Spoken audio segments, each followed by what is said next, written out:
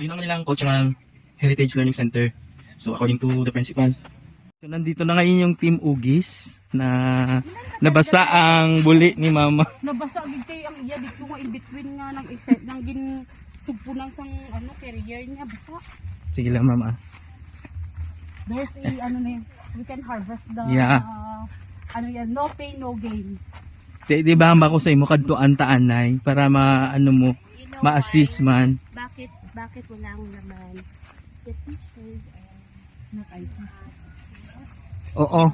Wala sila sang capability nga mag-fill in sina because they don't know how to link their mga subjects in the cultural.